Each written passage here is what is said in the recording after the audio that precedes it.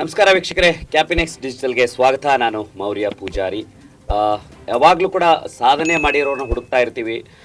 ಒಂದು ಸಾಧನೆ ಮಾಡಿರೋರು ಇನ್ನೊಬ್ಬರಿಗೆ ಸ್ಫೂರ್ತಿ ಆಗಬೇಕು ಅನ್ನೋ ಒಂದು ಉದ್ದೇಶದಿಂದ ಈ ರೀತಿ ಸಾಧಕರನ್ನ ಗುರುತಿಸಿ ಅವ್ರನ್ನ ಇಂಟರ್ವ್ಯೂ ಮಾಡೋದು ಒಂದು ಈಗಿನ ಒಂದು ಕಲ್ಚರ್ ಆಗಿದೆ. ಸೊ ಹೀಗಾಗಿ ಇವತ್ತು ಒಬ್ಬ ವಿಶೇಷವಾದಂಥ ಸಾಧಕನ್ನ ನಿಮಗೆ ಪರಿಚಯ ಮಾಡಿಸ್ಕೊಡ್ತಾ ಇದ್ದೀನಿ. ಅದು ಕಿತ್ತೂರು ಕರ್ನಾಟಕ, ಬೆಳಗಾವಿ ಜಿಲ್ಲೆಯ ಬೈಲಹೊಂಗಲ ತಾಲೂಕಿನ ಮೇಕಲಮರಡಿ ಎಂಬ ಪುಟ್ಟ ಗ್ರಾಮದಲ್ಲಿ ಏನು ಜನಿಸಿ ಅಲ್ಲಿ ಪ್ರಾಥಮಿಕ ಜೀವನವನ್ನು ಮುಗಿಸಿ ಪ್ರೌಢ ಶಿಕ್ಷಣವನ್ನು ಮುಗಿಸಿ BE ಸಿವಿಲ್ ಇಂಜಿನಿಯರಿಂಗ್ ಮಾಡಿದ್ರು ಕೂಡ ಲಕ್ಷ ಸಂಬಳ ತಗೊಳ್ಳೋಕ್ಕೆ ಅನೇಕ ಕಂಪನಿಗಳು ಕಾಯ್ತಾ ಇರ್ತವೆ. ಆದರೂ ಅದೆಲ್ಲವನ್ನು ಕೂಡ ಬದಿಗೊತ್ತಿ ಈ ದೇಶ ಸೇವೆಗಾಗಿ ನಾನೇನಾದರೂ ಒಂದು ಸಾಧನೆ ಮಾಡಬೇಕು ಅನ್ನುವ ನಿಟ್ಟಿನಲ್ಲಿ ಸತತವಾಗಿ ನಿರಂತರ 5 ಅಟೆಂಪ್ಟ್ಗಳ ಮೂಲಕ IAS ಅಟೆಂಪ್ಟ್ ಮಾಡಿ ಈಗ ಪಾಸ್ ಆಗಿದ್ದಾರೆ. IAS ಸೆಲೆಕ್ಷನ್ ಆಗಿದ್ದಾರೆ. ಅದು ನಮ್ಮ ಕನ್ನಡ ನಾಡಿನ ಹೆಮ್ಮೆಯ ಕೋರ ಬಸವರಾಜ್ ಪಾಟೀಲ್ ಅವರು ನಮ್ಮ ಜೊತೆ ಇದ್ದಾರೆ. ಸರ್ ನಮಸ್ಕಾರ, ಕಾರ್ಯಕ್ರಮಕ್ಕೆ ಸ್ವಾಗತ. ನಿಮಗೆ ನಿಮ್ಮ ಈ ಜರ್ನಿ, ಈಗಾಗಲೇ ಜರ್ನಿ ಅನ್ನೋದಕ್ಕಿಂತಲೂ ನೀವು ಓದಿದ್ದು ಸಿವಿಲ್ ಇಂಜಿನಿಯರು, ನಿಮಗೆ ಮೆಕ್ಯಾನಿಕಲ್ ಇಂಜಿನಿಯರು, ನಿಮಗೆ ಲಕ್ಷ ಸಂಬಳ ಕೊಡ್ತಾರೆ. ಈಗ ಆಟೋಮೊಬೈಲ್ ಇಂಡಸ್ಟ್ರಿ ಬಹಳ ದೊಡ್ಡ ಪ್ರಮಾಣದಲ್ಲಿದೆ. ಯಾಕೆ ನಿಮಗೆ ಈ ಯೂನಿಯನ್ ಪಬ್ಲಿಕ್ ಸರ್ವಿಸಿಗೆ ಬಂದು ಇಲ್ಲಿ ಕಾಂಪಿಟೇಟಿವ್ ಈಗ 5-6 ವರ್ಷ ನಾವು ವೇಸ್ಟ್ ಮಾಡಿ ನಾನೇನೋ ಮಾಡಬೇಕು ಅನ್ನುವಂಥ ಈ ಹುಮ್ಮಸ್ ಯಾಕೆ ಬಂತು ನಿಮಗೆ? ಸರ್ ಅದೇ ಮೊದಲೇ ಹೇಳ್ದಂಗೆ ಮೋಟಿವೇಶನ್ ಅಂತೂ ಮೊದಲಿಂದ ಇತ್ತು ಸರ್.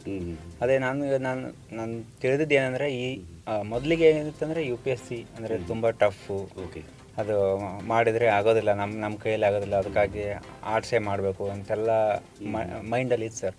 ಬಟ್ ನಾನು ಅದೇ ಗ್ರ್ಯಾಜುಯೇಷನ್ ಆದಮೇಲೆ ನಾನು 2 ಕಡೆ ನೋಡಿದೆ ಸರ್. ಮೆಕ್ಯಾನಿಕಲ್ ಇಂಜಿನಿಯರಿಂಗ್ ಆಗಲಿ ಇದು ಆಗಲಿ 2 ಆಪ್ಷನ್ ನೋಡಿದಾಗ ಅದು ಮೆಕ್ಯಾನಿಕಲ್ಲು ನೋಡಿದೆ ಸರ್ 1-2 ತಿಂಗಳು. ಬಟ್ ಅದು ನನಗೆ ಅಲ್ಲಿ ಇಂಟ್ರೆಸ್ಟ್ ಬರಲಿಲ್ಲ ಸರ್ ಅದು ನಾನು.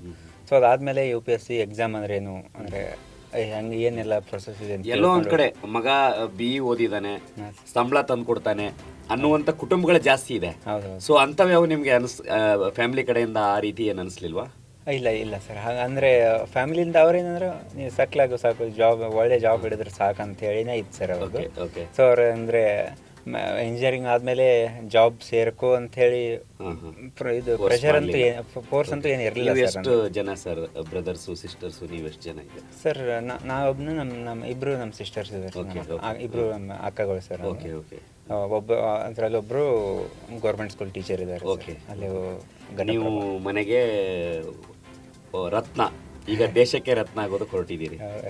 ನಿಮಗೆ ಈಗ ಸೆಲೆಕ್ಟ್ ಆದ್ರಿ, ಟಾಪರ್ ಇದ್ದೀರಾ, ಎಲ್ಲ ಹೊಗಳ್ತಾ ಇದ್ದಾರೆ. ಆಮೇಲೆ ಒಂದು ದೊಡ್ಡ ಪ್ರಮಾಣದ ಅಭಿನಂದನೆ ಸುರಿಮಳೆನೇ ತಮಗೆ ಬರ್ತಾ ಇದೆ ಈಗ.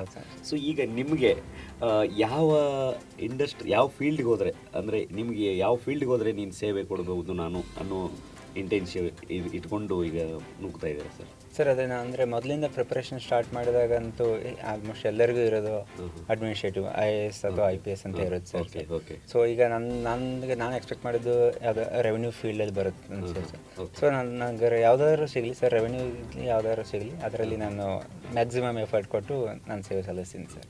ಯಾಕಂದರೆ ಈಗ ನೀವು ಓದಿದ್ದು ಮೆಕ್ಯಾನಿಕಲ್ಲು, ನೀವು ರೆವಿನ್ಯೂಗೆ ಬಂದಾಗ ನಿಮ್ಗೆ ಆ ಇಂಡಸ್ಟ್ರಿ ಸ್ವಲ್ಪ ಹೊಸದು. ಆಮೇಲೆ ಅಲ್ಲೆಲ್ಲ ಈ ಒಂದು ಸಿಸ್ಟಮಲ್ಲಿ ಹೆಂಗೆ ನೀವು ಮ್ಯಾನೇಜ್ ಮಾಡೋದಕ್ಕೆಲ್ಲ ಪ್ರಿಪ್ರೇಷನ್ ಆಗಿದ್ದೀರಾ?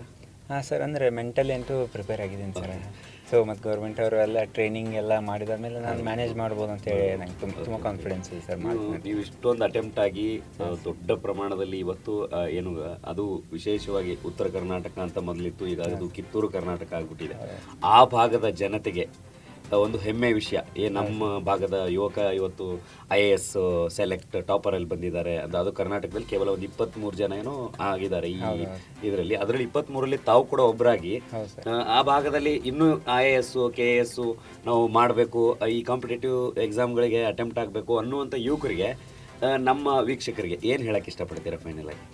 ಸರ್ ಅದೇ ಮೇನ್ ಕಾಂಪಿಟೇಟಿವ್ ಫೀಲ್ಡ್ ಬರೋ ಯುವಕರಿಗೆ ಹೇಳ್ಬೇಕಂತ ಸರ್, ಅದೇ ಏನಾರು ಆಗಲಿ ನಿಮ್ಮ ಒಳಗಿಂದ ಮೋಟಿವೇಶನ್ ಇತ್ತಂದರೆ ಬಿಡೋಕ್ಕೆ ಹೋಗಬೇಡ್ರಿ.